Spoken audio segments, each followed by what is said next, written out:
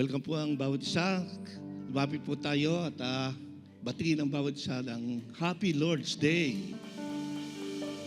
We are glad to see you.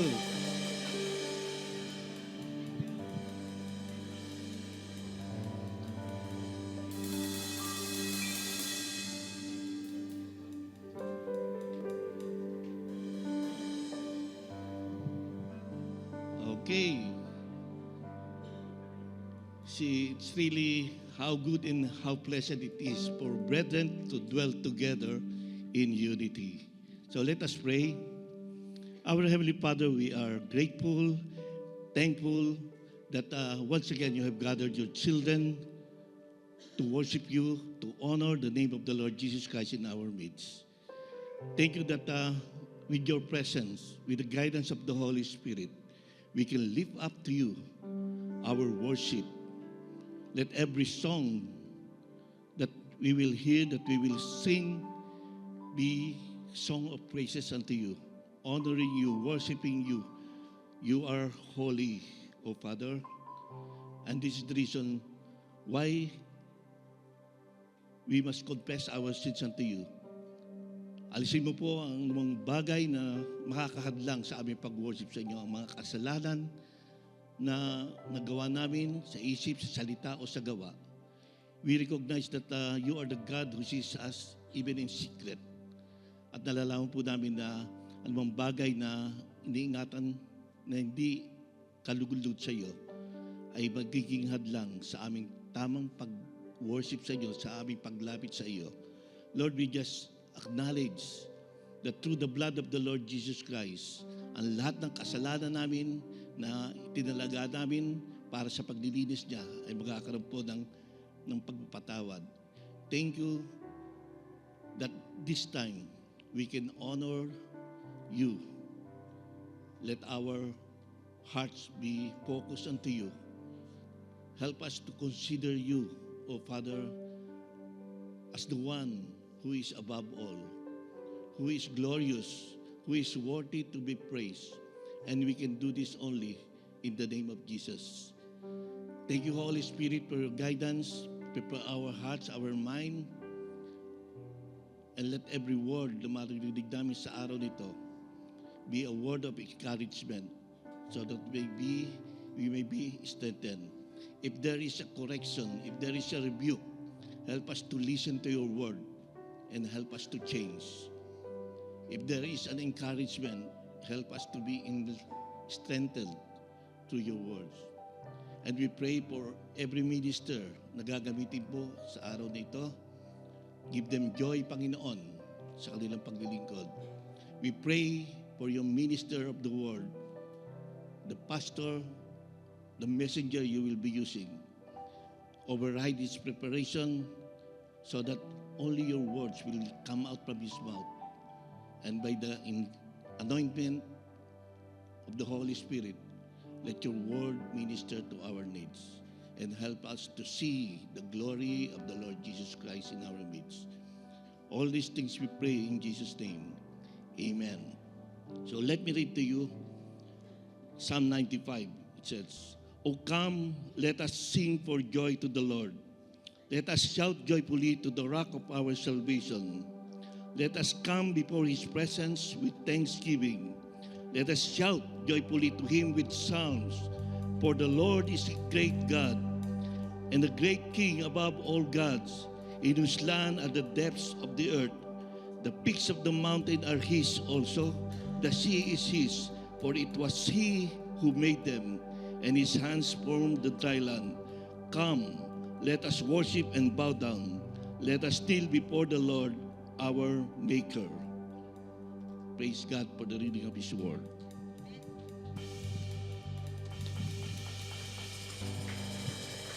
Amen. Isa pang malakas na palakpak para sa Panginoon.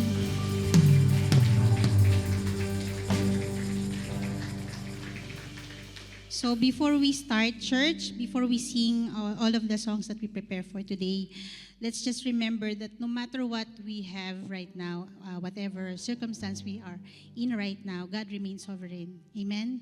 So He remains the same, and He is true through His word. So He is unshaken, unmoved, and worthy of our praise. So today, we will just worship Him with all our hearts, with all our minds and soul. We will just focus on worshiping our God who is faithful and gracious at all times. Palakpakan po minsan pa natin ang Panginoon. Amen. Yes, Lord. So sing with us because God deserves all our praises. Hallelujah.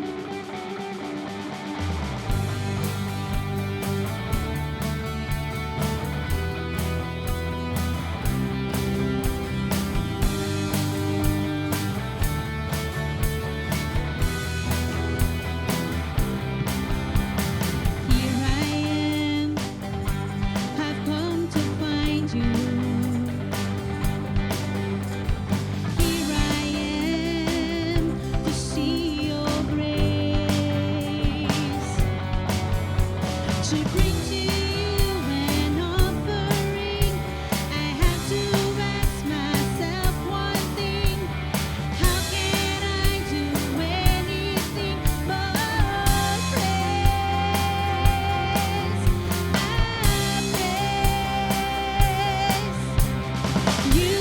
You are God, you are Lord, you are all I'm living for.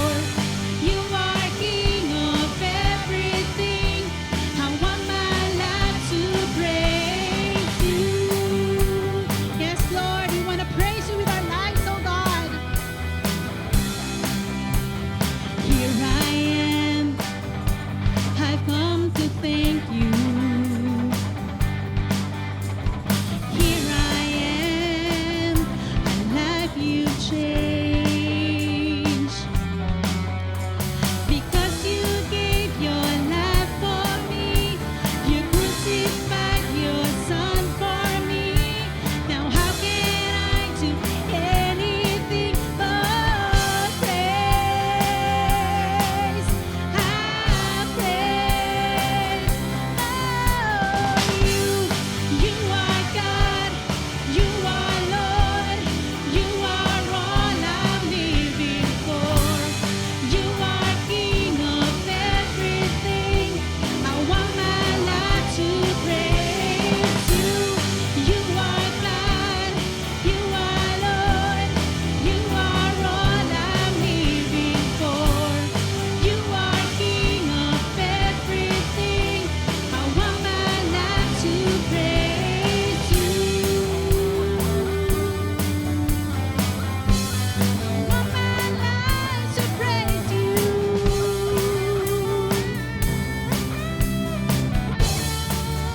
Let's sing it out. You are God, you are Lord, you are all I'm living for. You are King of everything. I want my life to praise you.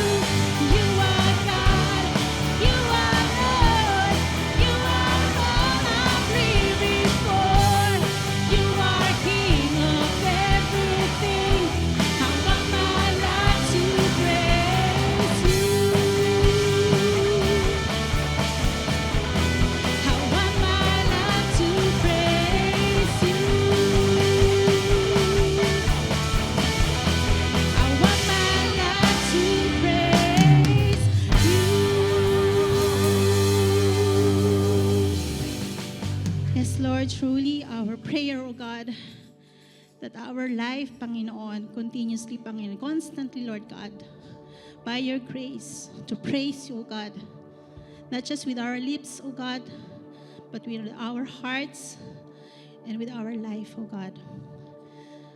You are worthy of all our praises, O God. You're the name above every name, Lord, and you deserve all of our praises, not just for what you've done, not just for what you can give to us, O God, but for who you are.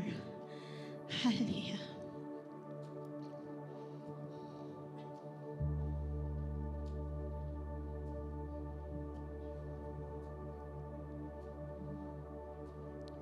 You are the Word at the beginning, one with God the Lord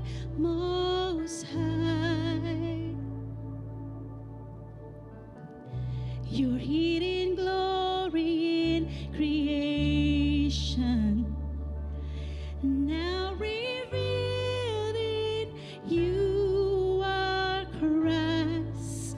What a beautiful name it is.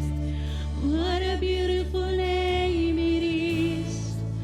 The name of Jesus Christ our King.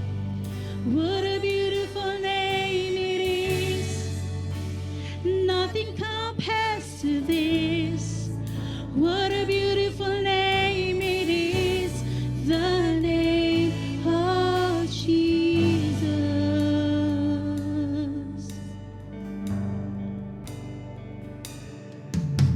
The Word became flesh for my ransom. You died that I may live again.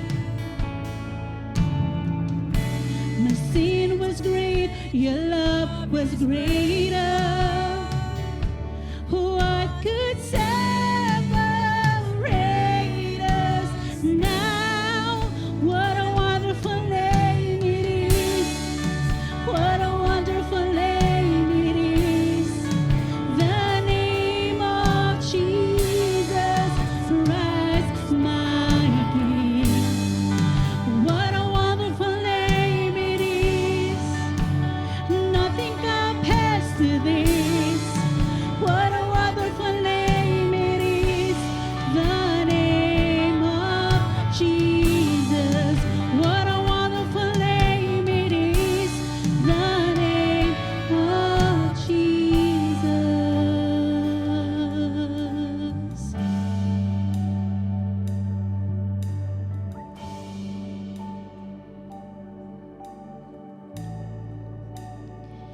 Yes, Lord. We just want to seek you, oh God, every day of our lives, Lord. Help us, Lord. Cause us, oh God, to seek you more and more each day, oh God.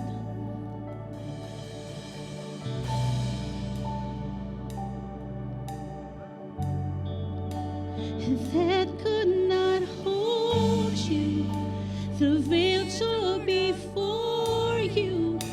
You silenced the boast of seed and grave. The heavens are roaring the praise of your glory. For you are raised to life again. You have no rival.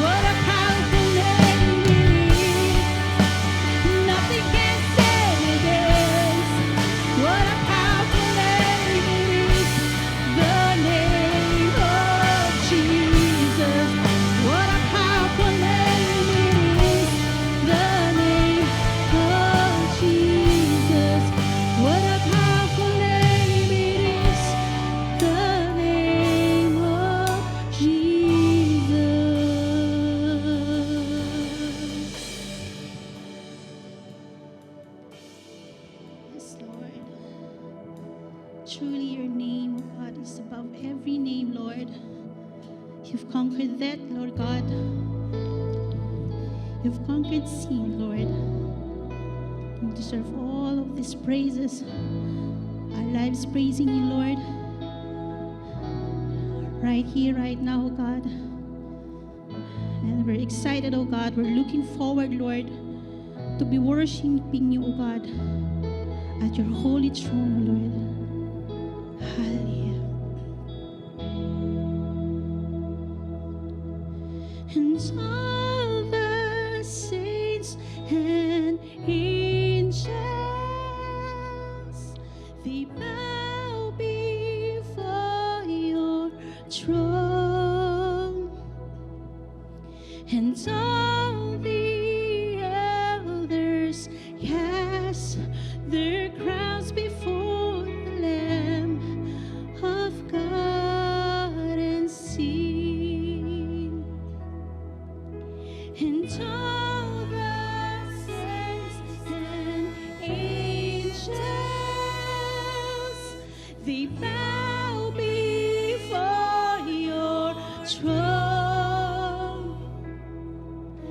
And all the elders cast their crowns before the Lamb of God and sing, you are worthy of it all.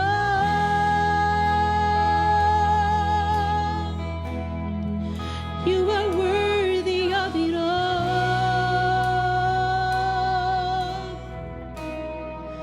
Far from you are all things, and to you are all things. You deserve the glory.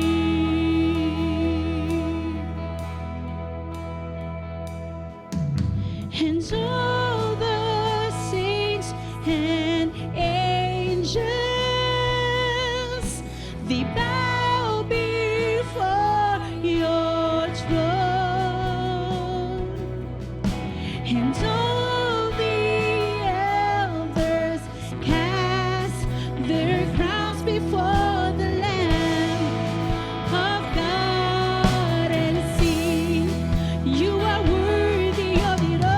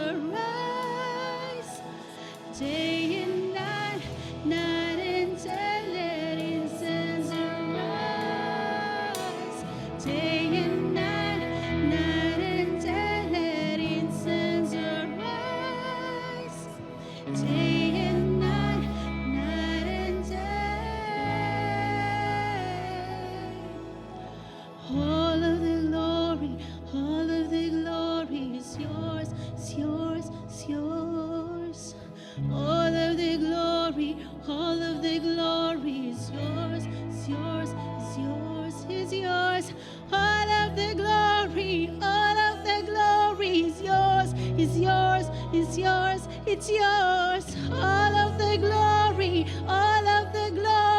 yours.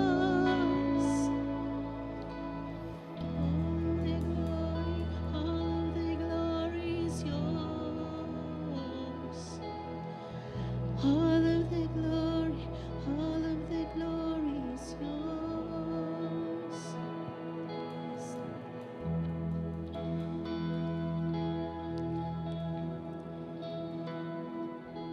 Yes, Lord. We're not just convinced, Lord. We believe, Lord God, that all of the glory is yours, O God. May you receive it, O God. May you receive our praises, O God, like a sweet aroma, O God. We thank you, Lord. We bless your name. In Jesus' name we pray. Amen.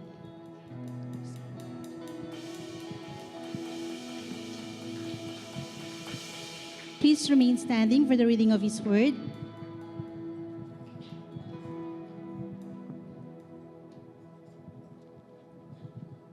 Our scripture for today is taken from the book of Hebrews, chapter 2, verses 1 to 4, New King James Version.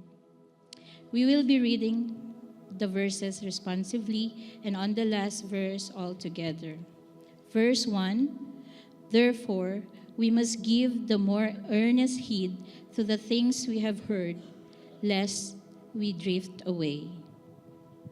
For if the word spoken through angels proved steadfast, and every transgression and disobedience received a just reward. Verse 3, how shall we escape if we neglect so great a salvation, which at the first began to be spoken by the Lord, and was confirmed to us by those who heard him? Altogether, God also bearing witness, both with signs and wonders, with various miracles and gifts of the Holy Spirit, according to his own will. Praise God for his word. We may now all be seated.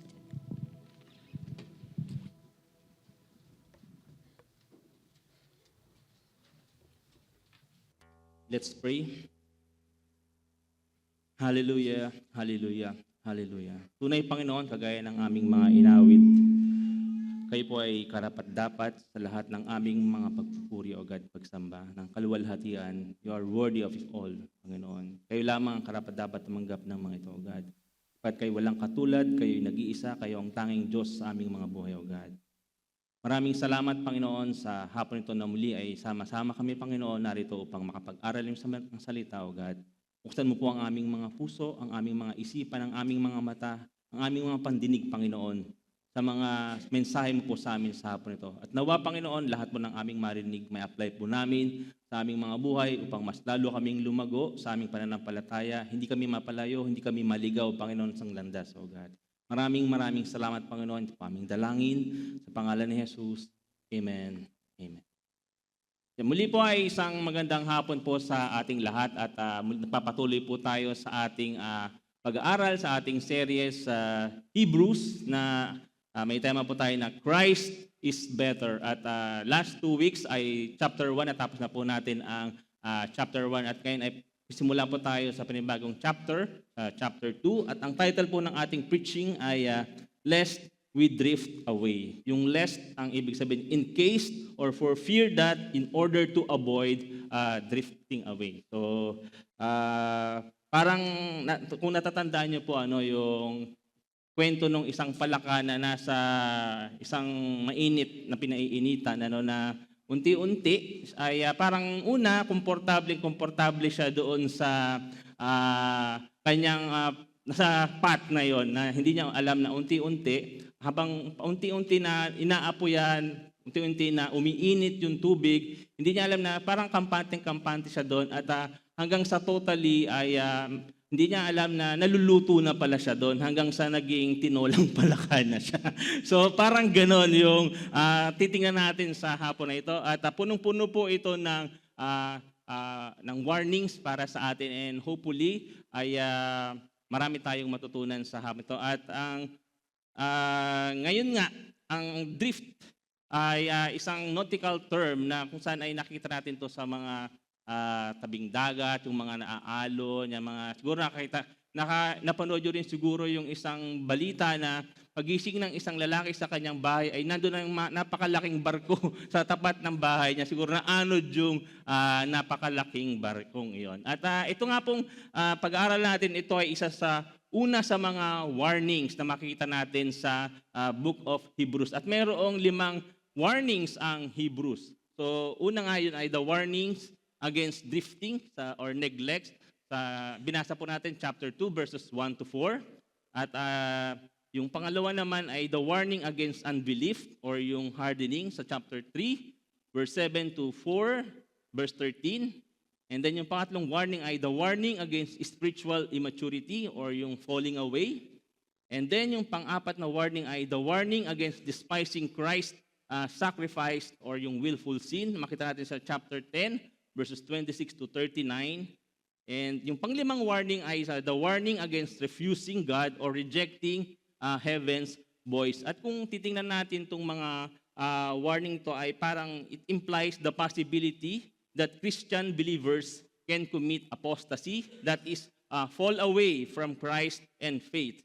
So, however, makita natin na parang ito yung mainit na pinagdadebatihan or pinagtataluhan na ng mga Christian factions. At sabi nga sa commentary, sabi ito, yung Calvinists denied that the true Christians can commit apostasy and lose their salvation, stressing the final perseverance of the saints. While the Arminians agree that true Christians can indeed commit apostasy and lose their salvation, stressing the free will of man. Pero hindi po natin yan pagtatalunan, pagdedebatihan sa hapon na ito. And hopefully, ay titingnan natin yung possibility na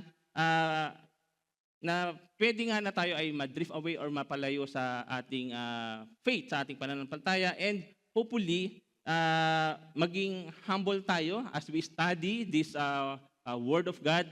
Magkaroon tayo ng, depende sa maging conclusion natin. Ayan, sabi ito, we won't all agree in our conclusions. Fair-minded, Christ-loving, Spirit-filled believers differ on these matters. So instead of trying to bash the other side, we will pursue humility towards one another, humility as we approach the letter of Hebrews, and humility before God. In that humility and love, we will grow in our faith and exemplify the love we profess in Christ. So instead of bashing yung each side or siding ganyan na nagbabash talaga tayo, nakikipag-debate tayo, ay let's check ano ba talaga yung sinasabi ng Hebrews dun sa mga warnings na ito. Ito nga yung ating pag-aaralan ngayon, yung first of the 5 warnings, the warning against drifting or yung neglect. So isummarize na muna natin yung Hebrews chapter 1, which is yung na-tackle natin noong last 2 weeks natin. So kung makita natin, in the beginning was the Word. In chapter 1 ng Hebrews, there are no commands for the church. Kumbaga, wala pang binigay na mga commands or mga dapat nating gawin. So it is only whole chapter that is a declaration and celebration of God's final word to the world, Jesus Christ, the Son of God. So talagang yun yung nakikita natin, yung declaration kung sino ba si Jesus Christ sa atin at kung ano yung supremacy niya dun sa angels, sa mga prophets, sa mga tao na yan. So in summary nga, sa verse 2, nakita natin, the Son of God is the heir of all things. He made the world. And sa verse 3, He is the radiance of God's glory and the exact representation of God's nature. He upholds all things by the word of His power. He made purification for sins, sa verse 3 din. And He sat down at the right hand of God's majesty. And sa verse 4, nakita natin, He is greater than any angel. So ito yung pinrich din ni Pastor Freddy last week. Angels worship Him and He is the mighty God. So makita natin talaga dito na pinapakita yung sino ba si Christ sa ating buhay, kung paano yung kanyang supremacy, yung superiority niya sa mga prophets and even sa mga angels. So this is Hebrews' way of saying what John said in the gospel in the beginning, sa John 1:1, di ba? In the beginning was the Word, and the Word was with God, and the Word was God. And sa verse 14, and the Word became flesh and dwelt among us. So in other words, God the Son took on human forms as God's final decisive word to the world.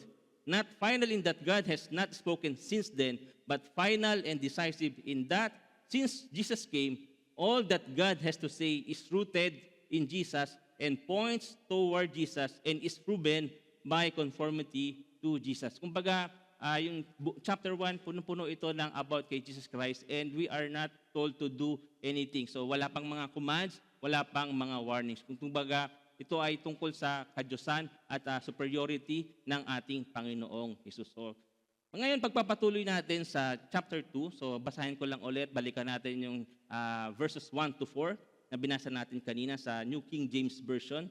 Therefore, we must give the more earnest heed to the things we have heard, lest we drift away. For if the word spoken through angels proved steadfast, and every transgression and disobedience received a just reward, how shall we escape if we neglect so great a salvation, which at the first began to be spoken by the Lord, and was confirmed to us by those who heard him, God also bearing witness both with signs and wonders, with various miracles and gifts of the Holy Spirit according to His will. And sa sa Amplified Version naman, basahin ko lang din at medyo ito na-explain na din ng kaunti yung sinasabi ng ating text. So sabi dito sa verse 1, for this reason, that is, because of God's final revelation in His Son, Jesus, and because of Jesus' superiority to the angels, we must pay much closer attention than ever to the things that we have heard, so that we do not in any way drift away from truth.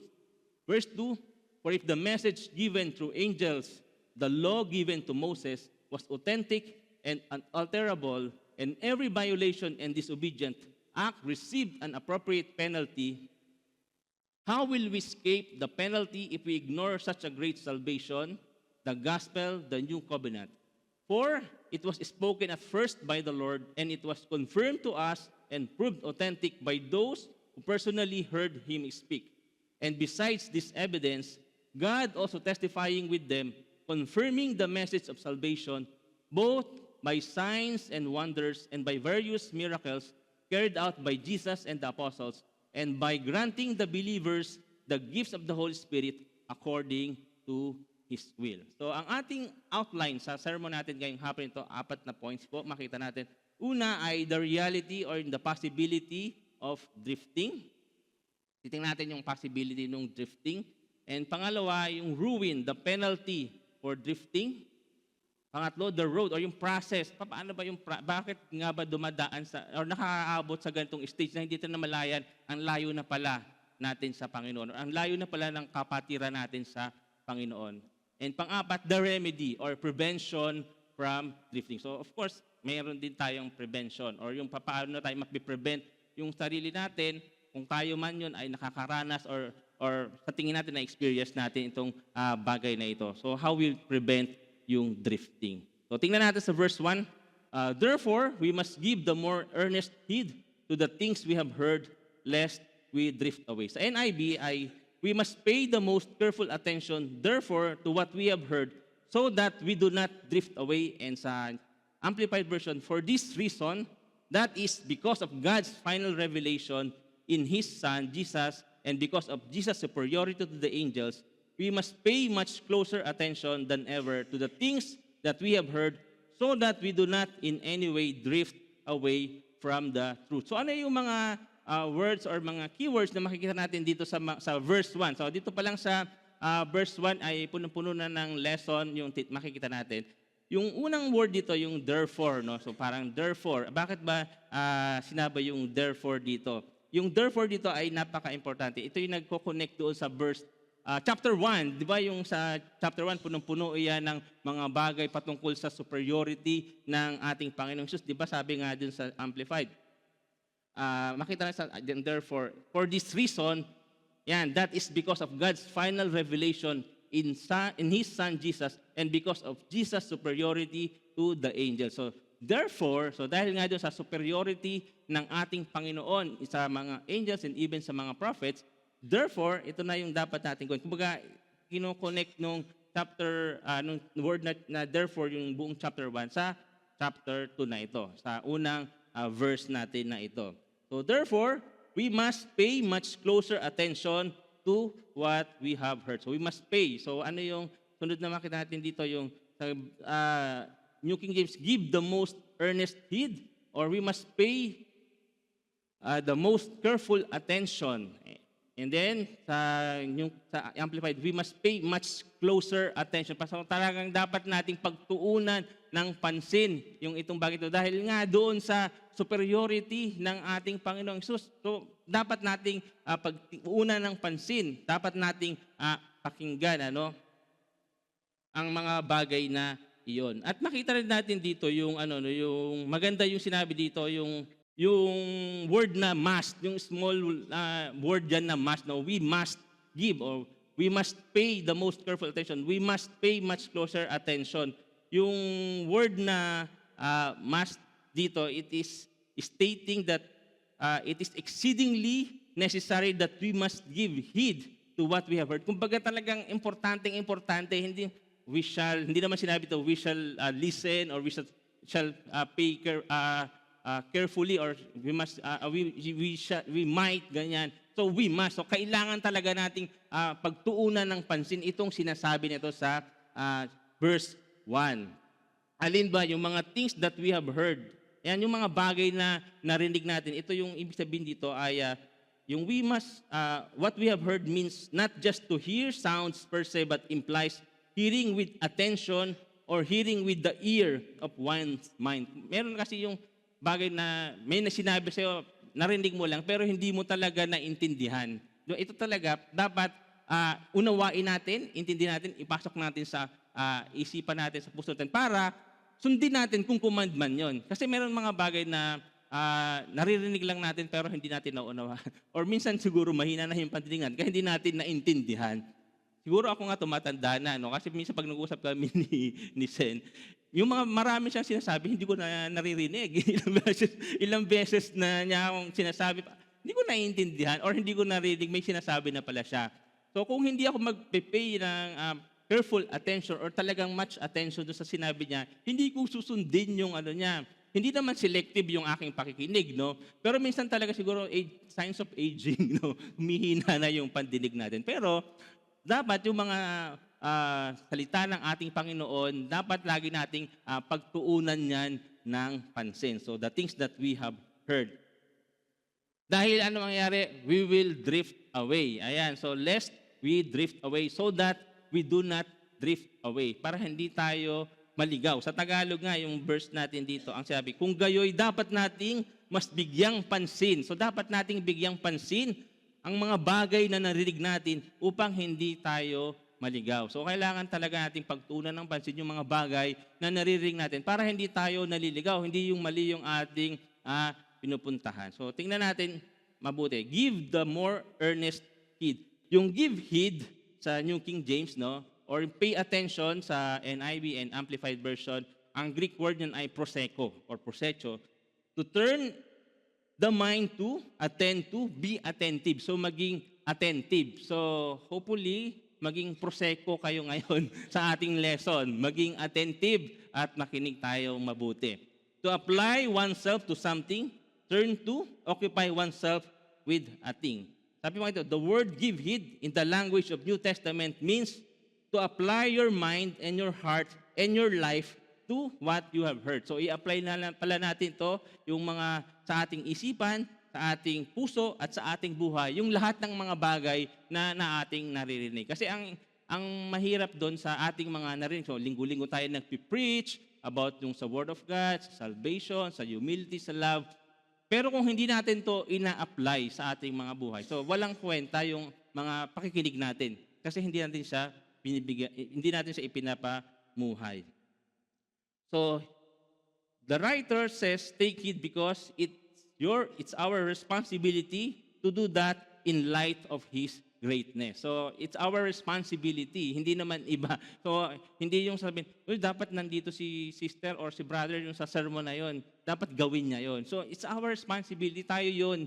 Pag napakinggan natin, ibig sabihin, or nagmarka sa atin yun pinapagawa. Hindi sa iba, hindi sa iba. So this is not only the idea of hearing carefully, but also in doing what we hear, and we must give the more earnest heed.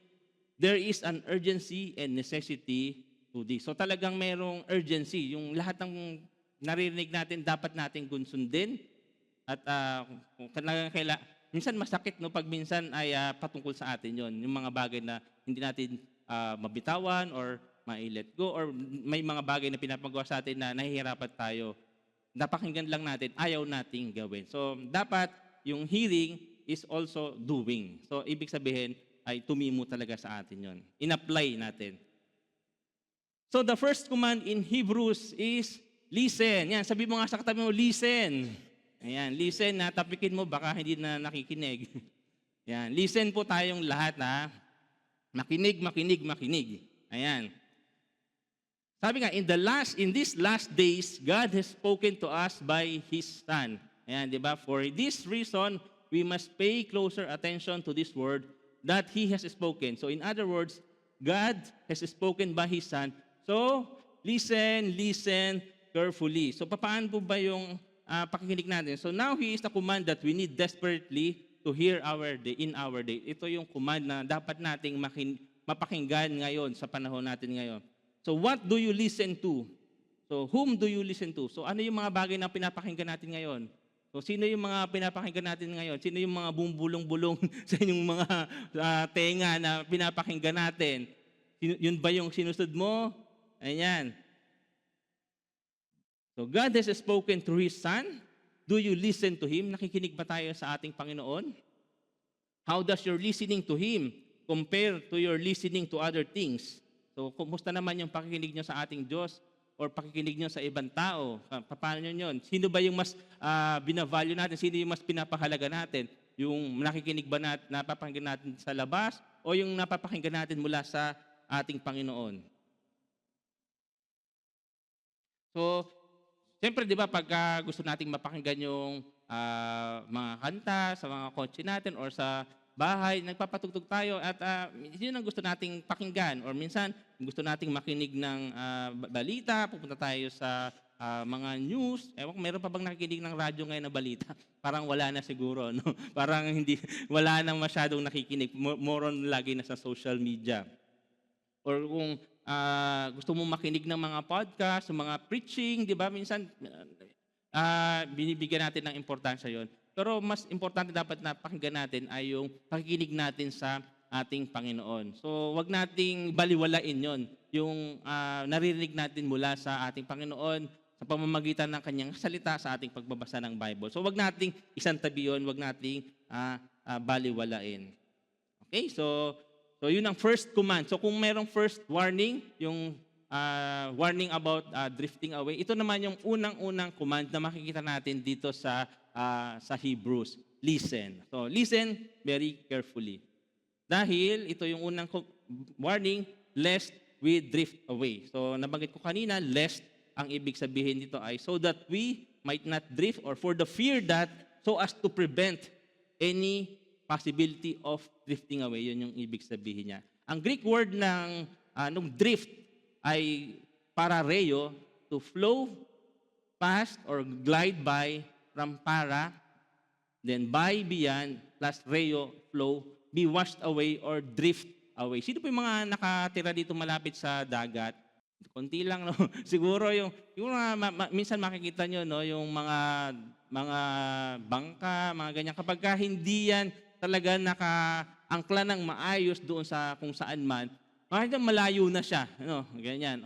O kaya yung ikaw na hindi ka rin marunong maglangoy, minsan pagka hindi mo na malaya na malakas na pala yung current ng tubig, malayo na rin pala yung natin at tayo ka na sa pampang. So parang nadala ka na dahil hindi ka naging aware doon sa paligid mo. Akala mo mababaw pa, pero napakalayo mo pala at mahihirapan ka ng bumalik.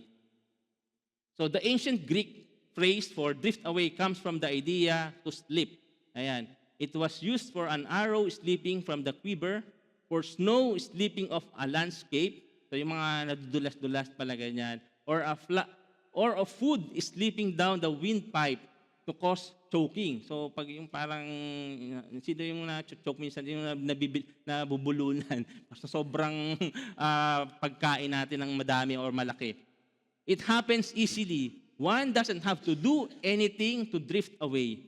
Departure from the faith usually comes from slow drifting, not a sudden departure. So ito pala, it happens naturally. Parang hindi natin namamalayan, nag-drift away na pala tayo. Parang yun ngayon sa pangpang. Parang ito yung isang example dito ni Billy Norris. Sabi niya, isang tragic event na nangyari doon sa dalawang magkaibigan. So, 2 young men were fishing above a low dam on a river near their hometown. So, parang, sino po mahilig mag-fishing dito? Hopefully, wala namang nadala sa naanod at hindi na nakabalik, no? So, as they were concentrating on catching fish, they were unaware that they had drifted until they were not far from the water flowing over the dam. So, parang, meron kasi akong may office mate ako, no, nag-fishing din talaga sila, no. Hindi sila doon sa pampang lang, doon sa ano talaga sila, sa mismong dagat. At kasi parang doon nga sila nakakahuli ng mga malalaking isda, binibigay niya pa nga sa akin yung ganyang kalaking mga lapis. Kasi doon mas malaki, no. So, pag hindi niya na mamalayan na malayo ka na, pwedeng mapalayo ka na, mapunta ka na doon sa mas malayong pampang or ganyan. So ito nga, itong magkaibigan na ito, siyempre nasa dam, no? Imagine yung dam. Minsan kasi may mga gano'n, no? Sa river tapos may dam. Pwede ka mag-fishing kasi siguro doon mas maraming mga isda. So sila, dalawa, hindi nila namamalayan na malapit na pala sila doon sa dam na yon. So when they realized their situation, the current near the dam had become too powerful for them to keep their boat from going over. So below the dam, the water was dashing with strong force over great boulders and their crevices in the rocks. So parang na-imagine nyo yung nag-fishing sila, bigla silang nandun sa edge ng dam at nahulog na sila. At wala na, too late for them na lumayo pa. At ang nangyari nga, ayun, caught by the swirling waters under the rocks, they never came to the surface. After days of relentless searching, the divers finally found one body, and then after 2 days, yung another body. So, kapag hindi tayo aware or unconscious tayo doon sa ating paligid, so kagaya ng dalawang magkaibigan na to, pwede tayong ma-wash away at yun nga, magkaroon tayong matindi yung mangyayari. Parang ganito, isang vessel. So kasi ang ibig sabihin ng drift is to float passively. Yun nga, kapag hindi mo nalimutan mo na dapat pala i-secure ka, mag-i-anchor mo yung iyong vessel. Kagaya nung sinabi ko kanina, no, siguro nalimutan nila yung i-angkla yung napakalaking ship na yun kung napanood nyo talaga. Nagulat na lang yung may-ari ng bahay sa kubo niya. Bakit napakalaki ng ng vessel sa bahay niya? Buti at hindi tinamaan yung kanyang bahay. So parang ganyan yan. Yung parang nagpapalutang-lutang lang, naaanod. So hindi natin namamalayan. So yun yung ibig sabihin ng drifting. At sabi ni F.B. Mayer, gradually and almost insensibly, we lose our watchfulness over our thoughts, our relish for the society of God's people, our delight in God's house, our interest in the salvation of others, our sensitiveness of conscience as to the conventionalities of trade or society. We do not realize it. We are not especially concerned. We have no idea that the white ant is eating out the substance of our furniture and the dry rat undermining the rafters of our house. Strangers are devouring our strength.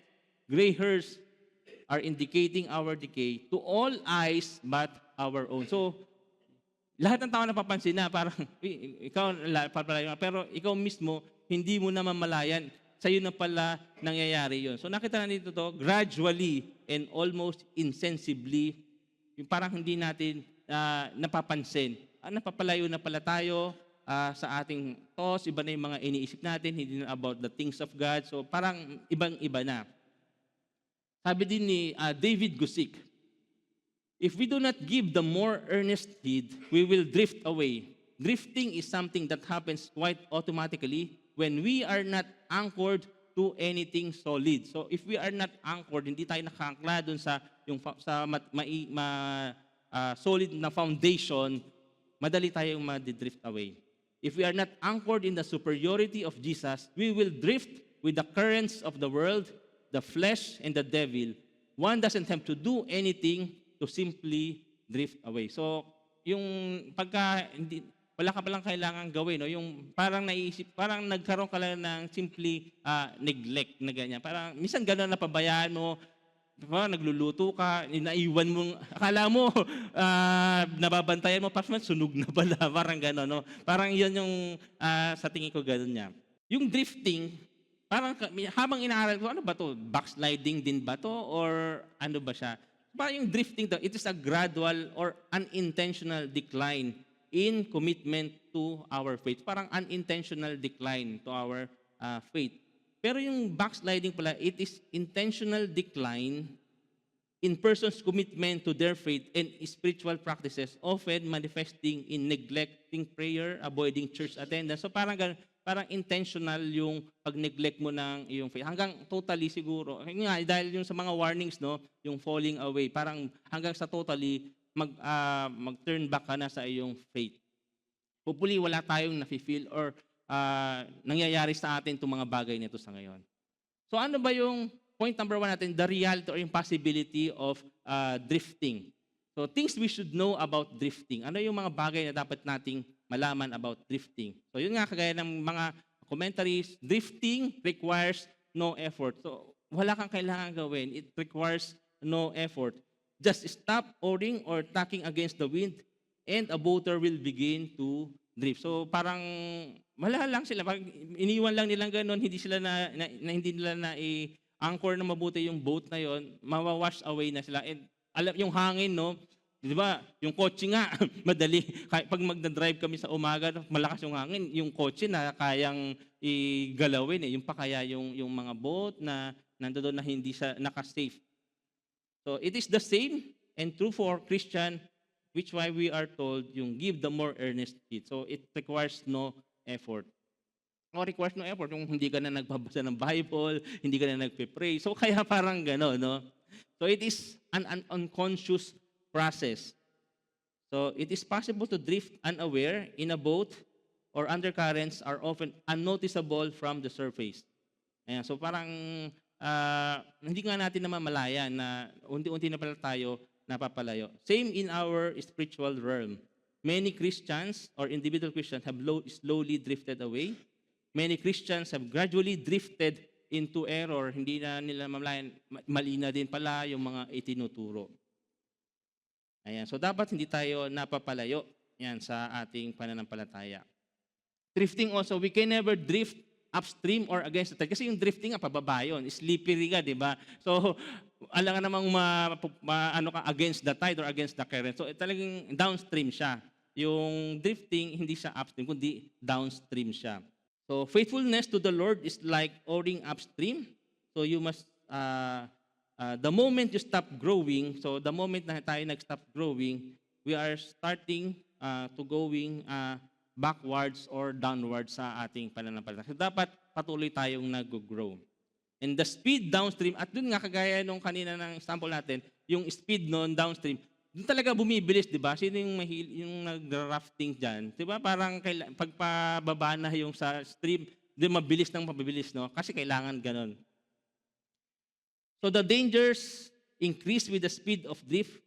When we can hear the noise of the waterfall, it is already too late. Ayan. So minsan, gano'n na too late for us na malaya natin, pababa na pala tayo, palayo na pala tayo. And it is dangerous to others. So hindi lang pala sa atin, kundi sa iba, ay delikado rin ito pag tayo ay nag-drift away. Sa mga vessel, pwedeng matamaan din nila yung ibang vessel kapag yung bahay din pwedeng tamaan niya. So delikado yan sa iba. And it ends in shipwreck. Doon na tayo magtatapos. Ang ending niya, shipwreck na. Hanggang sa totally, wala ka ng way para maka-recover. And ano yung mga common signs ng drifting? It is the diminishing desire to study God's Word and pray. So wala na yung desire or nababawasan na yung desire natin to study or attend ng mga Bible study, ganyan, at magbasa ng Bible and even prayer. Parang yung prayer natin, wala na din, parang napaka-quiet na rin yung quiet time. So, doon na nag-start. So, kapag nangyayari ito sa inyo na hindi ka na yata nagbabasa ng Bible or hindi ka na nag-aaral ng Word of God, check mo na yung sarili mo. Ano na yun? Papunta na ba ako doon sa drifting? O hindi ka na nagpe-pray? Ang prayer mo na lang lagi is about yung pag may kailangan ka, yung huling option mo, yung prayer, yun, isa yan sa mga signs ng drifting. Diminishing desire to be with God's people.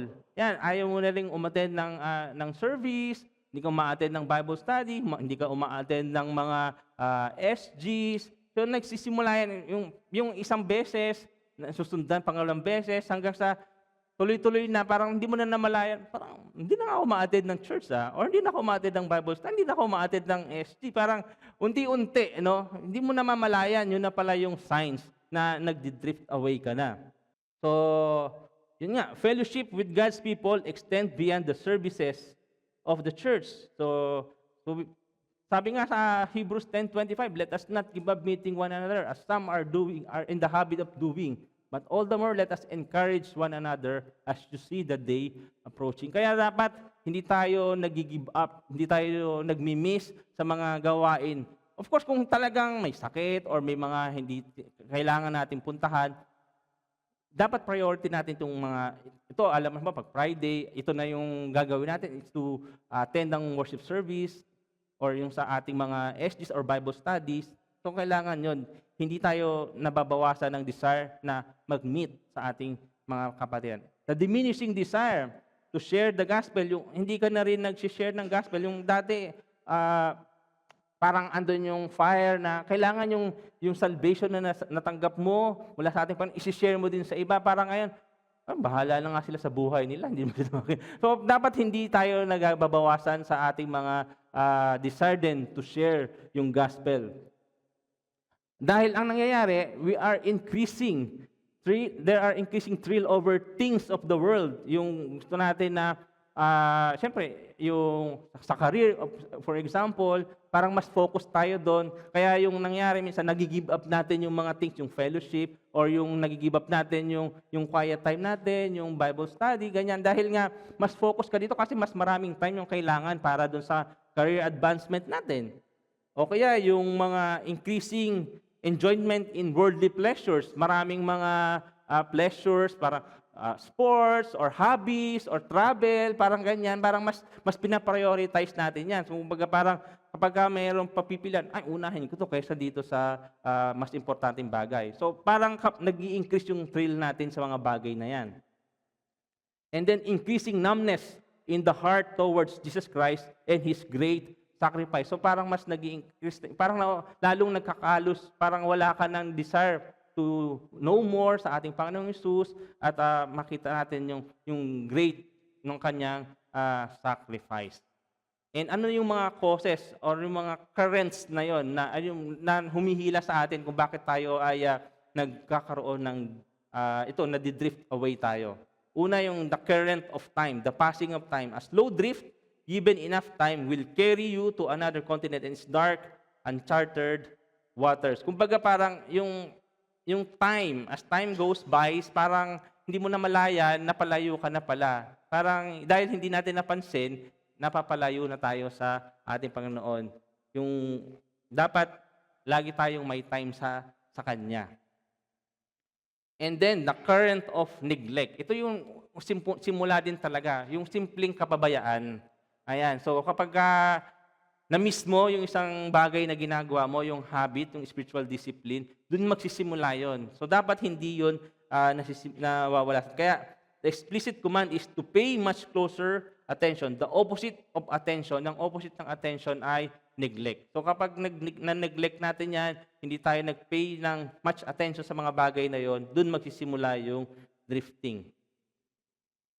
The current of familiarity. Yan, so masyado na tayong familiar sa alam ko na naman yung sinasabi sa Bible, ganyan. So, hindi na over-familiarity, di ba?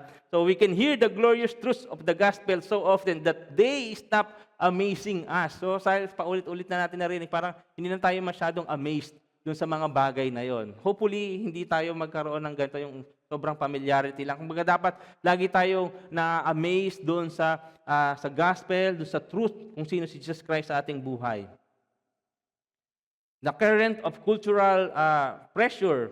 So we live in a fast-moving stream of cultural values that constantly pull against the fixed truths of God's Word. Kumbaga, yung pressure about sa culture, yung mga kung ano na mga nangyayari sa atin, ayan, isa rin sa mga humihila sa atin, nako-conform tayo doon sa patterns ng world na ito dahil dyan sa cultural pressure.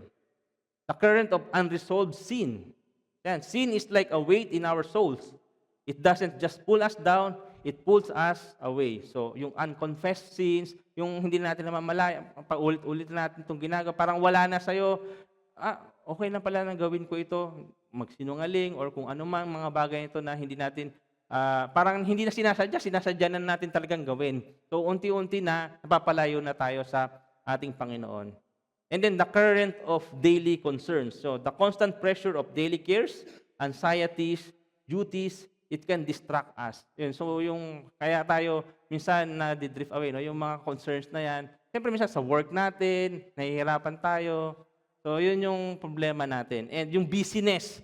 Sa sobrang kabisihan natin, dahil nga dun sa concerns natin na yun, nalilimutan na natin yung mga simple, mga spiritual disciplines, mga habits.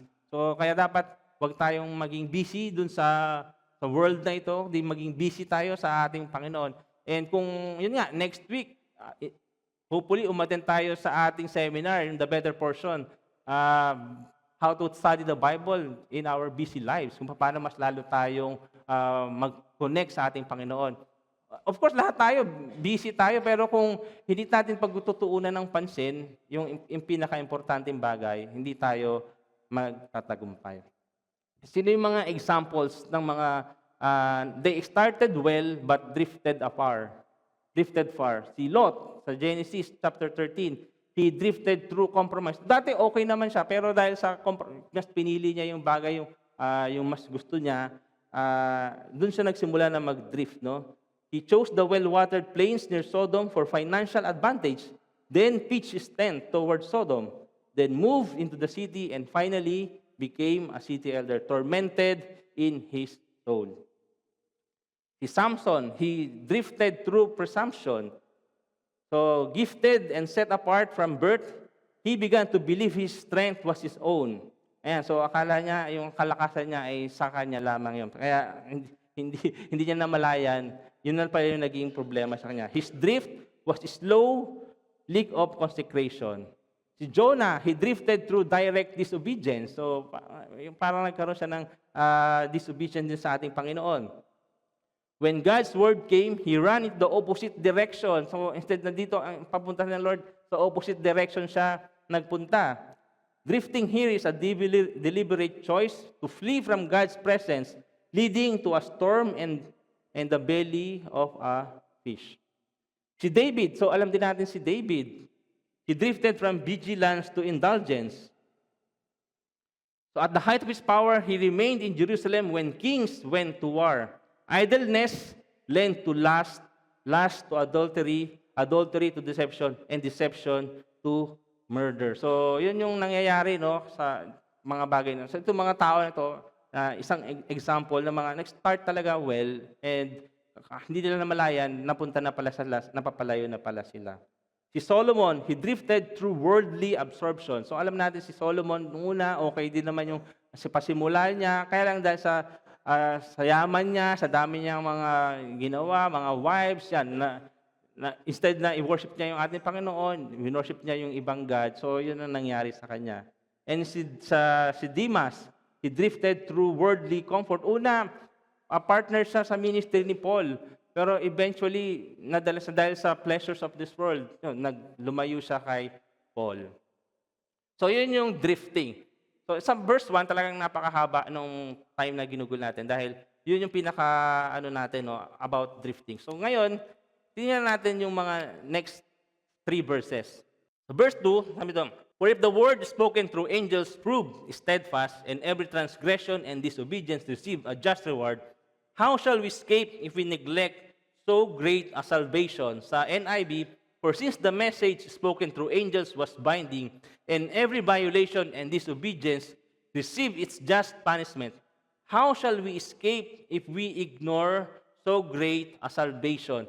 So, sa Tagalog nga, sapagkat kung ang mga salitang sinalita ng mga anghel ay pinagtibay, ang bawat paglabag at bawat pagsuway ay tumanggap ng kanyang makatarunang parusa, kung gayon, paano tayo makakatakas kung pinabayaan natin ang gayong napakadakilang kaligtasan? So, paano pala tayo makakatakas kung pababayaan natin itong napakadakilang kaligtasan? So, the word spoken through angels. So, last week, no, nabanggit ni Nong Freddy yung mga angels, sila yung nagbigay ng law kay Moses. So, this describes the Mosaic law, the spoken word through angels. Yan. The idea is that the law was delivered in some way to Moses by the hands of angels. So, yun yung nakita natin. No? At sa Galatians 3:19, sabi nga ito, why then was the law given? It was given alongside the promise to show people their sins, but the law was designed to last only until the coming of the child who was promised.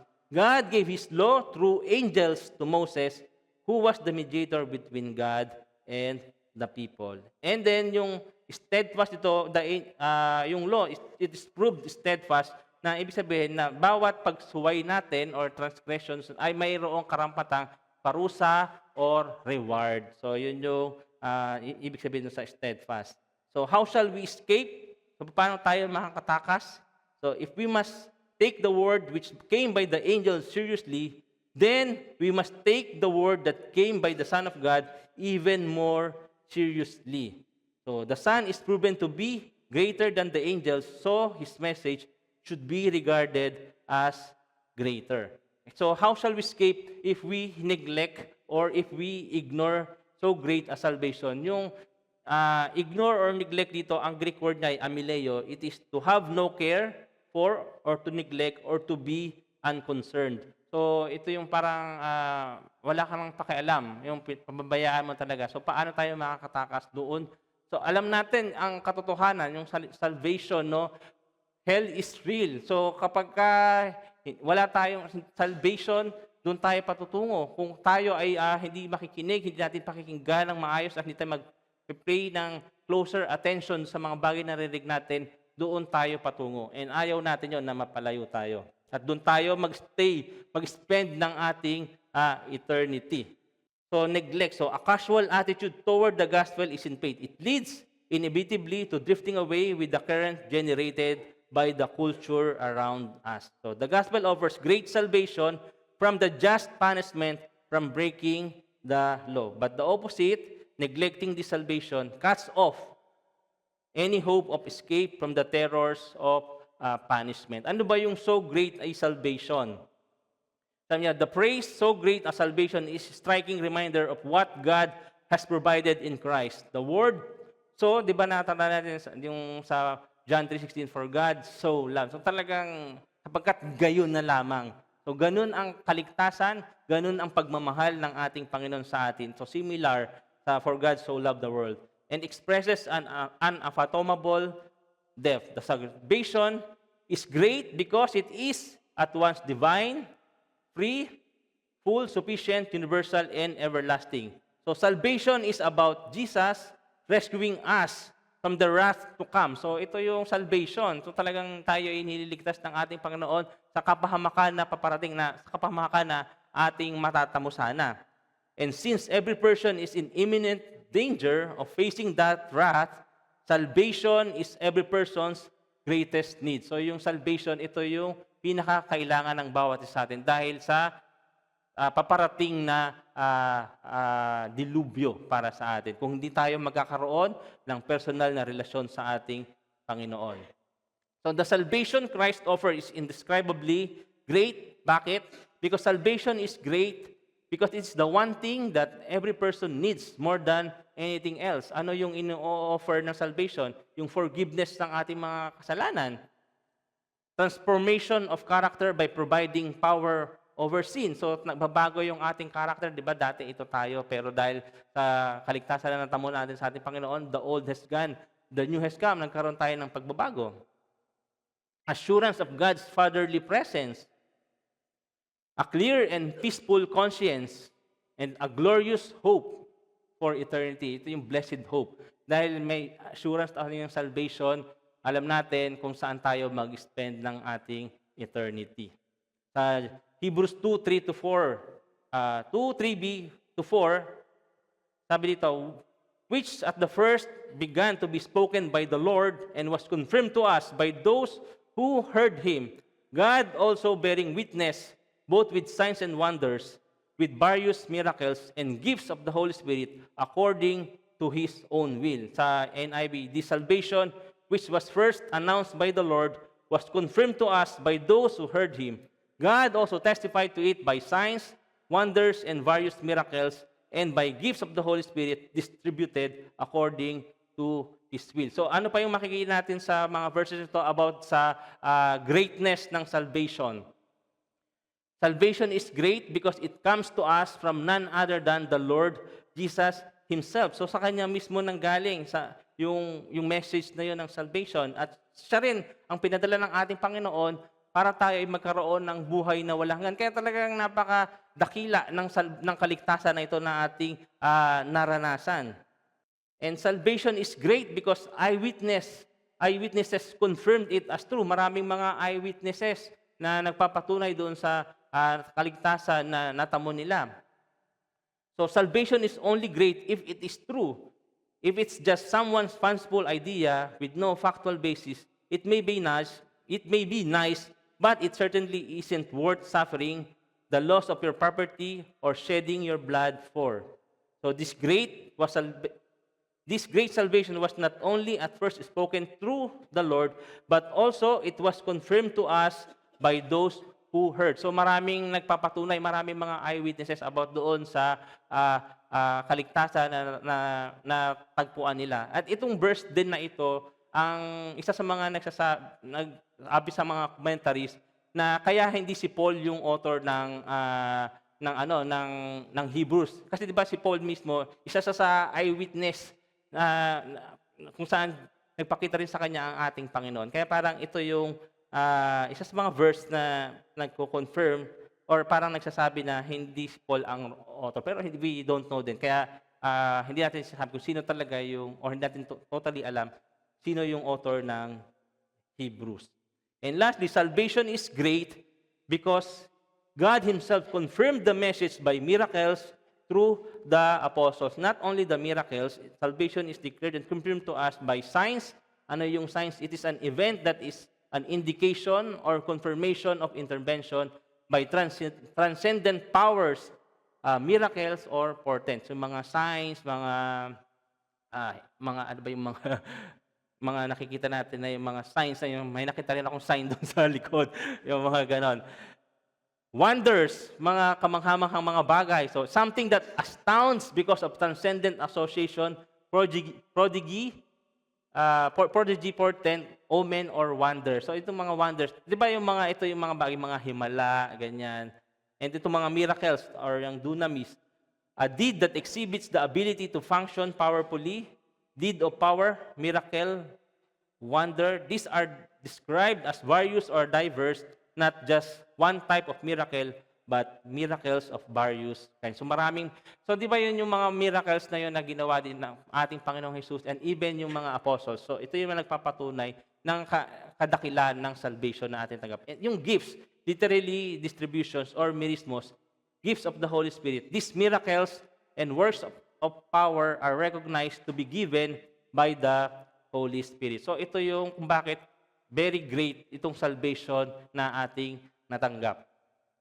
So let's go back dun sa point natin. So ruin, the penalty for drifting. Ano naman?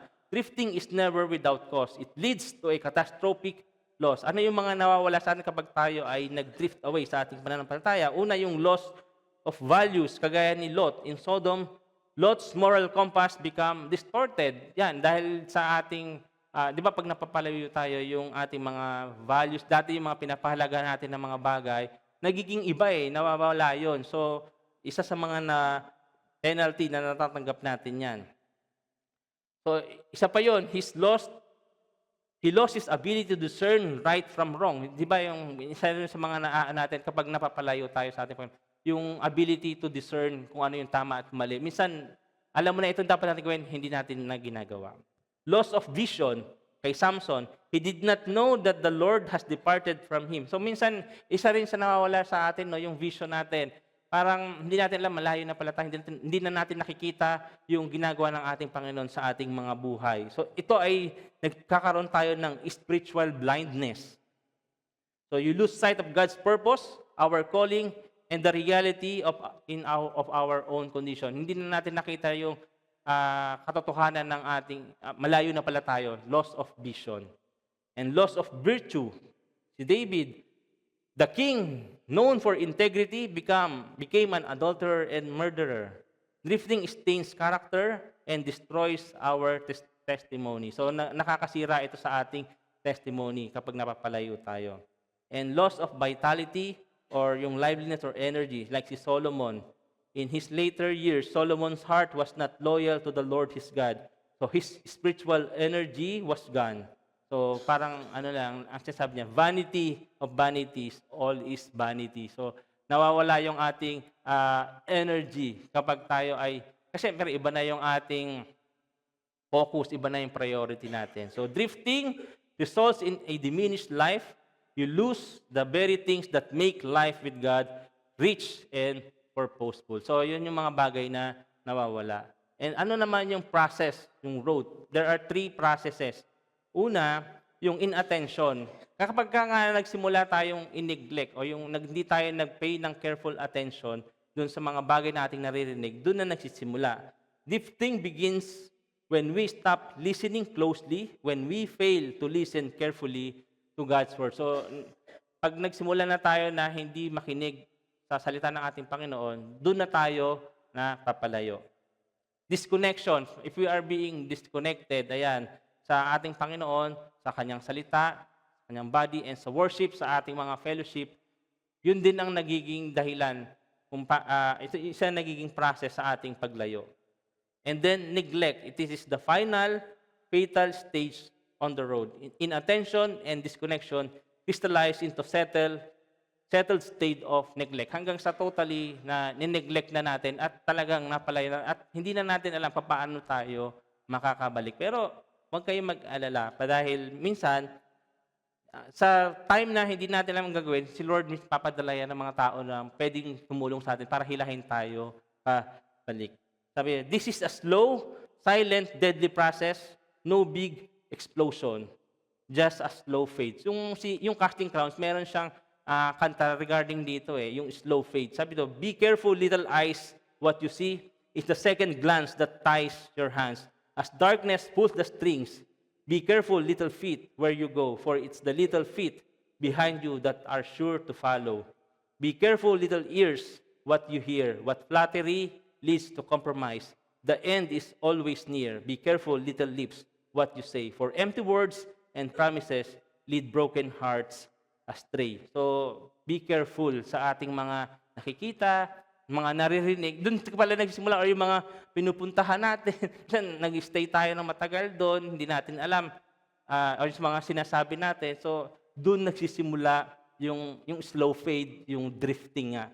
So, dapat maging maingat tayo lagi sa ating mga sinasabi. Isa pang song na gusto na. Alam niyo yung katulad ng mga agila. Sabi na, katulad ng mga agila, tayo ay lilipad, hindi mapapagod ating mga pakpak. So tayo'y magdadala ng buhay at sigla sa mga anak ng Diyos na nanghina. Kaya halika na, humayo na. Ayan, ipahayag ang tagumpay niya. Halika na at magdala kalakasan sa presensya niya. Dahil hindi ito ang panahon na uso ang pagbabackslide. Hindi na ito yung panahon na uso yung pagbabackslide. So ewan ko kung naririnig yung kanta na to. So hopefully, tayo ay maging katulad ng mga agila na hindi napapagod yung pakpak at patuloy sa paglipad, patuloy sa ating pananampalataya, patuloy na naroroon sa presensya ng ating Panginoon. And ating point number 4, yung remedy, yung prevention from drifting. So 3 yung remedy natin. Una, we must give the more earnest seed, or we must be intentional, or we must be careful sa ating pakikinig. Ayan, we must be not be negligent sa ating pananampalataya. Dapat maging diligent tayo. So yung diligence ang kailangan natin. So only by giving earnest heed can be avoided So, papaano? Yung diligence. Make your relationship with God your top priority. Be intentional. So, dapat top priority yung relationship natin sa ating... Kasi pag yun doon nagsisimula pag hindi naging priority yung ating relationship natin sa ating Panginoon, pag may iba na, di ba doon nagsisimula yung may iba ka ng iniirog, sinisinta, nawawala na yung pagmamahal mo. So, pag iba na yung priority mo, nawawala na yung pagmamahal mo sa ating Panginoon. So, dapat maging diligent tayo, maging top priority yung relationship natin sa ating Panginoon. Discipline. Establish habits or spiritual disciplines that tether you to the dock. So, dapat hindi na lumalayo tayo. Kumbaga, yung basic to yung mga spiritual disciplines, yung prayer, yung Bible study, yung worship, yung fellowship. Dapat, hindi nawawala sa atin yung spiritual disciplines na yan. Discernment. Regularly check your spiritual bearings. So, dapat lagi natin check yung ating sarili. Am I closer to Christ today than I was a year ago or than yesterday? Parang ganon. Mas mapalapit pa ba ako yung relationship sa ating Panginoon noon or ngayon? Or napapalayo na ako? Iba na ba yung priorities ko ngayon? Parang ganon. Wala na na-check. So, dapat kailangan natin ganyan. So, we must be careful. We must pay attention. Mas maging diligent tayo. Pangalawa, we must actively engage with God's Word. So, heed the Word of God. Listen to it with focused attention and ready heart. So, lagi tayong nakikinig. So, maganda yung program ng church. Meron tayong, it's not because meron tayong Bible reading program. It's for our own personal growth. Then, para mas lalo nating nakikilala ang ating Panginoon sa pagbabasa natin. Kasi yun naman talaga, no? Ano pa mababasahin natin kung hindi yung Word of God? Paano tayo lalalim sa ating pananampalataya? Hold the Word of God. Sa Hebrews 3:6-14. Cling to it as your only sure foundation. Hold fast the confidence and rejoicing of the hope firm to the end. So, lagi nating panghawakan yung salita ng ating Panginoon. Ang salita ng ating Panginoon, hindi yan nagbabago. No? At ang Scripture, it is God-written, it's useful for us. It is useful for teaching us, for correcting, for rebuking, and training us into righteousness. Kaya dapat lagi nating pinanghahawakan yung salita ng ating Panginoon. We must honor the Word of God. Obey it. Let it have the final authority in our decisions, in our relationships, and in our lifestyle. So, dapat laging ang ating Panginoon, yung salita ng ating Panginoon, doon natin siya i-honor natin siya sa pamamagitan ng pagsunod sa mga salita niya. And herald the Word of God. Dapat sinishare din natin siya. Share it. You cannot drift as easily when you are actively telling others about the anchor of your soul. So, lagi nating sinishare. So, hindi natin to nalilimutan. And lastly, we must anchor ourselves in Christ. Napakaganda ng church natin, anchored in Christ. So, dapat lagi tayong anchored sa ating Panginoon. We must anchor our mind in its truth. So, we must fight yung mental drift with focused attention. Study the Word. So, talagang naka-anchored yung ating mind sa katotohanan ng ating Panginoong Hesus. Hindi tayo nawawala dyan. Kapag hindi mga false teachings or mga maling doktrina yung ating mga pinag-aaral o tinitingnan, hindi tayo malalayo. Ibig sabihin, anchored tayo sa kanyang katotohanan, yung ating mind. So we must anchor our heart in its wonder. So rekindle our amazement. So di ba yun nga yung kapag everyday pinipreach natin siya, sinishare natin sa iba, andun yung laging amazement sa atin sa gospel. Hindi tayo mapapalayo. So we must rekindle yung ating fire. So anchor our heart in its wonder. And then anchor your life in its community. So you cannot hold fast alone. So, yan. So, importante na yung fellowship natin sa ating kapwa. Huwag natin i-miss.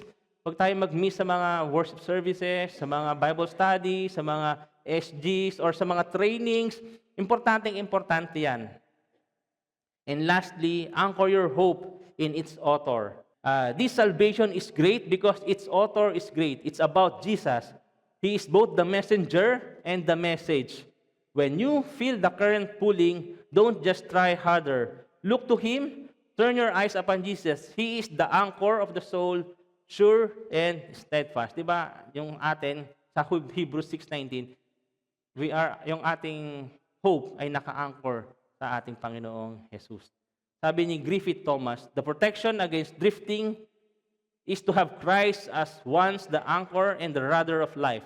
The anchor will hold us to the truth, while the rudder will guide us by the truth. So importante yung anchor at saka 'di ba yung sa ship, no? Siya yung rudder yung nagga-guide kung saan papunta. So yun yung truth din. Dapat naka-anchor tayo doon at yun yung guide natin, dapat sinusunod natin yung salita ng ating Panginoon. So in conclusion, today God is calling us to do a spiritual proximity check. Look up, look to Christ, your fixed point. Where are you in relation to Him? So sabi nga sa 2 Corinthians 13:5, examine yourselves to see whether you are in the faith. Test yourselves. Do you not realize that Christ Jesus is in you? Unless, of course, you fail the test. So let's have a spiritual check. Ayan, sabi, where are you in relation to Him? Have you drifted in your affection? Napapalayo na ba yun yung affection? Have you drifted in your priorities? Ano yung priorities natin ngayon? Worldly priorities or ang priorities ba natin yung ating spiritual life? Have you drifted into complacency or compromise? So nako-compromise na dahil sa mga compromise na yan, yung mga mas pinipili natin, yung mga hindi tapang priority, napapalayo tayo. So the warning is real. Lest we drift away, but the remedy is clear. Pay much closer attention. We must listen. We must pay much closer attention. We must give more earnest heed para hindi tayo mag-drift away. And hopefully, kung ano man yung spiritual status natin ngayon, let us check. Let us always reflect. Let us always examine ourselves if we are still in the faith. Para hindi tayo mag-drift away, hindi tayo mag-fall away, hindi tayo dumating sa point na naging kahalos na tayo, wala na pala tayong love sa ating Panginoon. So, let us pray. Hallelujah. Hallelujah. Lord, maraming salamat, Panginoon, sa yung paalala po sa amin sa hapon nito, God. At nawa, Panginoon, yung mga mensahe, mga salita na naming narinig, oh God, ay tumimo po sa aming mga puso, sa aming mga isipan, Lord. Lord, kung nagiging complacent kami, Panginoon, meron kaming inattention, Panginoon, at napapalayo kami, yung priorities namin nag-iiba, patawarin mo po kami, Panginoon God. Tulungan mo po kami na makabalik sa iyo, mapalapit muli sa iyo, God, at hindi na kami muling mapalayo, God. At hindi namin mawala or malose, Panginoon, yung great salvation na mayroon sa amin, O God, dahil napalayo kami sa iyo, O God. Tulungan mo kami, Panginoon, na palaging nagtatapat sa iyo. Tulungan mo kami na mas maibahagi namin yung salvation na mayroon kami sa iba, maibahagi namin yung mabuting balita ng kaligtasan upang mas marami pa pong kaluluwa ang mapalapit sa iyo, God. Maraming salamat, Panginoon, sa paalala. Maraming salamat, Panginoon, at kayo ang laging nariyan. Kayo ang Diyos sa aming mga buhay na siyang aming sandigan, O God. Paming dalangin, pangalan ni Jesus. Amen. God bless po. Ayun, praise God po, Pastor, sa message. Dadako po tayo sa ating tithes and offerings. Sabi sa Hebrews 13:16, do not neglect to do good and to share what you have, for such sacrifice are pleasing to God. So our giving is actually an act of worship.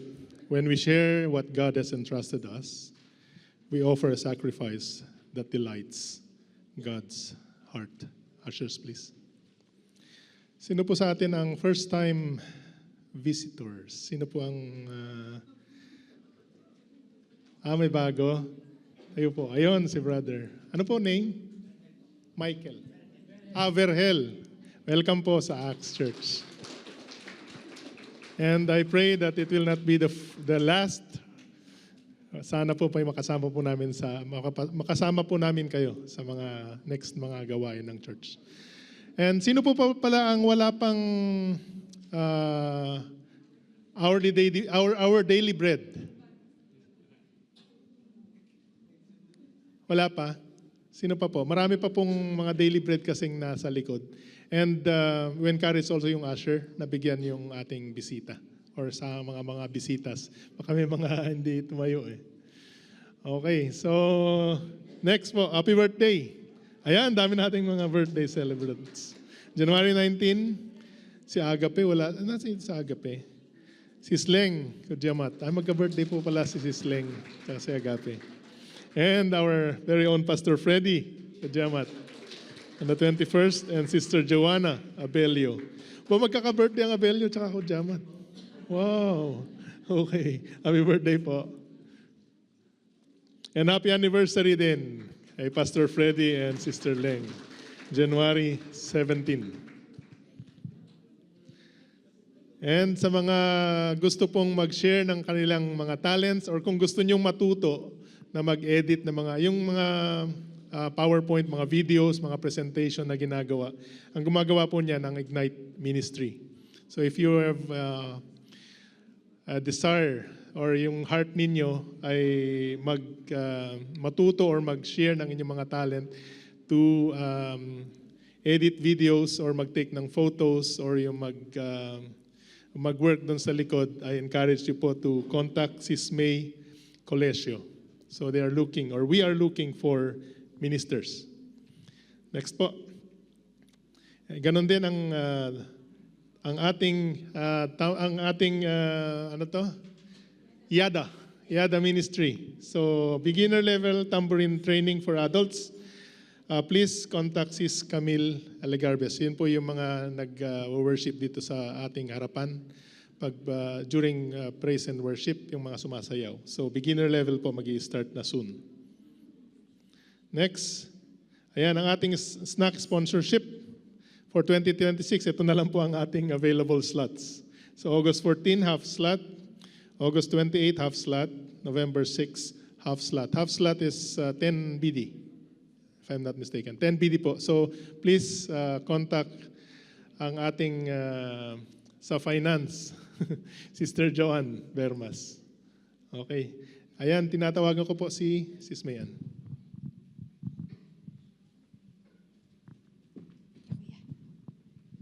Magandang hapon po. Muli po from Scribes Ministry. Bukas pa po, pwede pa po kayong humabol para sa ating 2026 Bible programs. Canonical, Chronological, and New Testament po. And then dun po sa mga nakatapos na din, pwede rin po kayong mag-register yung sa 2025 na po natin, Bible programs. Yan pa rin po yung scripture memory and writing plan.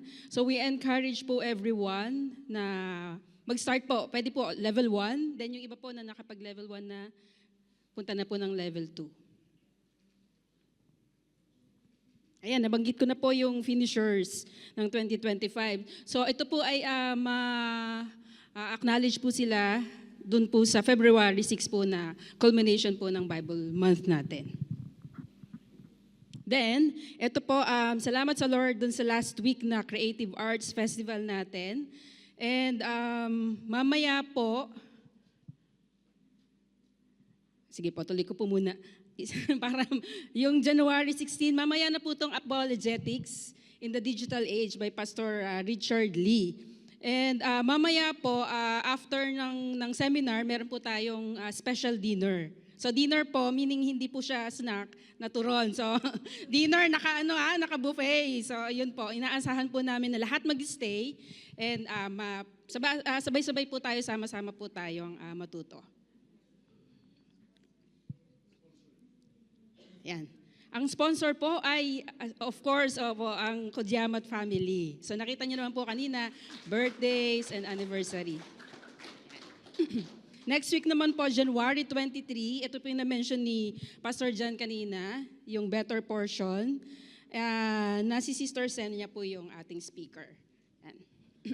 Then, January 30, meron ding special program, pero hindi po yung kasama sa i-announce ko. Kasi then, February 6 na po yung ating Bible Olympics. Okay, and then yung Feast of the Word.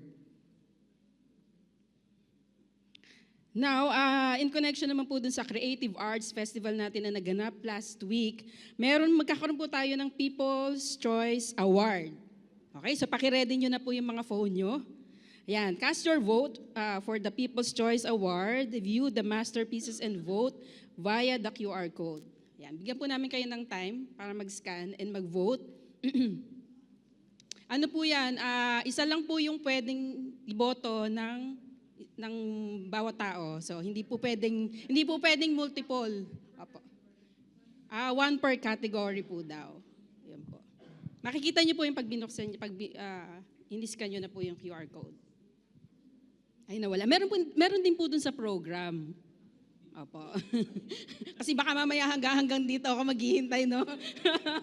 Okay, ito na po yung Bible Olympics. So ngayon pa lang po, mag-umpisa na po tayong mag-aral-aral. So kabisaduhin na po natin ulit yung pagkakasunod-sunod nung books of the Bible. Ayan, o di ba? So, kagaya po nung sabi ni Pastor Jan, so yun po, let us heed the word of God. And then yung Feast of the Word, meron din po tayong Thanksgiving dinner. Same din po, February 6. Dito po yan sa Rivers. Yun lamang po. Kuya. Ayun tayo po tayong lahat sa ating doxology.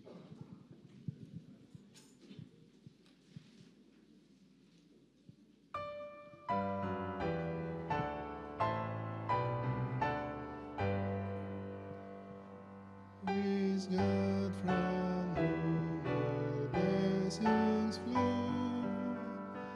Praise Him, all creatures here below. Praise Him above the heavenly host.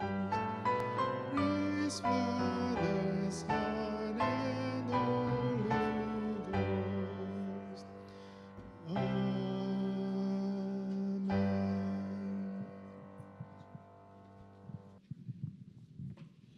Amen. Praise God. So church, after hearing God's word today, let's continue to stand in victory because Jesus already overcame death and sin. So let's continue to lift up His name, the name above every name.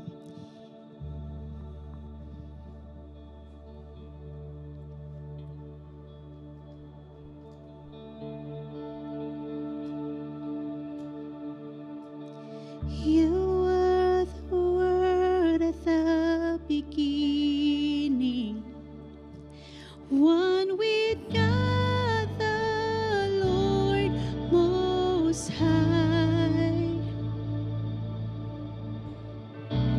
Your hidden glory in creation, now revealed in you who are Christ. What a beautiful name it is. What a beautiful name it is. The name of Jesus Christ, my King. What a beautiful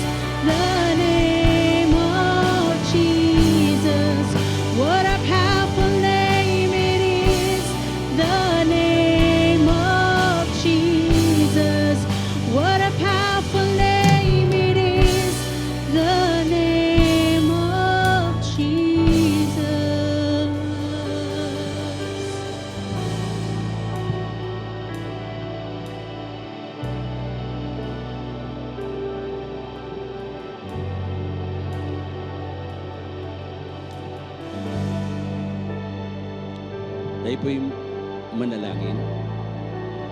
Indeed, what a powerful name it is. The name of our Lord Jesus Christ. Salamat po, Panginoon Diyos, sa kapahayagan ng inyong mga salita. Salamat po kung paano niyo hinamon ang bawat isa sa amin na saliksikin namin ang aming mga sarili. Tignan namin ang aming kalagayan spiritual. Maging honest kami sa inyo. Dahil sa wala kami may tatago. At ang inyong mga salita, Panginoon Diyos, ay ginagamit niyo sa pamagitan ng inyong banal Espiritu upang mangusap sa amin. Your intention is always for our good, for your glory. You desire, Panginoon Diyos, ng bawat mga anak niyo na tumanggap kay Jesus bilang Panginoon tagapagligtas ay patuloy na mamuhay ng isang buhay na may mainam na patotoo. Isang buhay, Panginoon Diyos, ang nais niyo sa amin na kung saan ay may tataas po namin kayo. Isang kapamaraanan upang ang iba ay ma-drawn sa inyo even as we live out our personal lives spiritually. Tulungan niyo po kami, Panginoon Diyos, lest we may drift away. Tulungan niyo po kami, Panginoon Diyos, na we may not neglect the great salvation that is in Christ Jesus. Lord, we heed sa inyong pangaral. Hayaan niyo po, Panginoon Diyos, sa patuloy kami mag-anchor ng aming pananampalataya sa katauhan ng aming Panginoon Jesus. Better than the angels. And infinitely ay hindi matatawaran dahil sa siya lamang ang daan sa katotohanan. So we submit ourselves to you, Panginoon Diyos, and say, continually, ay maging totoo kami sa aming sarili to examine ourselves if we are still in the faith. At salamat po, Panginoon Diyos, sa kahabagan na mayroon kayo sa amin, sa inyong pag-ibig na hindi masusukat. Nang panawagan niyo sa amin ay manumbalik kung kami napapalayo. Manatili sa inyong mga salita. Manatiling sensitibo sa gawa at galaw ng banal na Espiritu. We submit ourselves to you. Father, we thank you for this time, for this day, for the opportunity na may tanghalang niyong pangalan, magkaroon ng pagkakataon na kami ay magkasama-sama na sumamba sa inyo. And it's worth it. And we thank you, Panginoon Diyos, because you have incorporated sa puso ng bawat sa amin na patuloy na magkaroon ng ganitong pag-set aside ng araw na kung saan ay sama-sama kami mag-fellowship, mag-worship sa inyong pangalan. We thank you, Father, for the blessings. At hayaan niyo po, Panginoon Diyos, pagpalain niyo po ang mga pananaluping na tipon. Kapahayagan, Panginoon Diyos, ng commitment namin sa inyong gawain. At pagsasabi, Panginoon Diyos, we would like to be a part of your kingdom building. We would like to share whatever you have given to us wholeheartedly, cheerfully, and not being forced. Because we give out of love, because we have experienced your love na hindi matatawaran. Alala po namin, Panginoon Diyos, ang kapatid na Joanna at sa kanyang anak sa kanilang mga birthdays, Panginoon Diyos. We bless your name sa kanilang mga buhay at hayaan niyo po na kami makagalak sa kanila. We thank you rin, Panginoon Diyos, sa lahat ng mga nag-ministers, sa lahat nag-worship sa inyo more than anything else. Hayaan niyo po, Panginoon Diyos, sa patuloy namin, hindi kakaligtaan ang pagtitipon na katulad nito, that we will be strengthened that we might be able to strengthen others also sa pamamagitan ng paggamit ng inyong mga salita, pagpapahayag ng aming pagmamahal sa isa't isa. Lord, we thank you likewise, Father, for the provisions of food, for sa mga kapatiran po namin na nagsaserve sa kapamaraan na ganito, na sila po ay nagsaserve sa aming snacks fellowship. I-bless niyo po ang bawat isa sa kanila. Kaya hayaan niyo po, Panginoon Diyos, na minsan pa isang araw na makabuluhan, isang araw ng pangangaral, isang araw ng pag-fellowship. At hayaan niyo po, Panginoon Diyos, na pagpalain niyo rin po ang aming pagtitipon even after the snacks fellowship. Ihanda niyo po kami sa pangangaral ulit, sa pagtuturo sa amin kung paano ay may defend namin ang aming faith sa isang world na patuloy na nagbabago sa kapanahunan ngayon in this digital age. Pagpalain niyo po ang aming Pastor Richard na gagamitin niyo po katulad ng pagpapala niyo po sa aming Pastor Jan sa kapahayagan ng inyong mga salita. At ngayon, ang pag-ibig ng Diyos Ama, ang biyaya na nagmumula sa Diyos Anak na ating tagapagligtas, at sa papatnubay ng Diyos Espiritu Santo ang sumabawat isa sa inyo ngayon at magpagkailanman. Amen and amen. God bless po.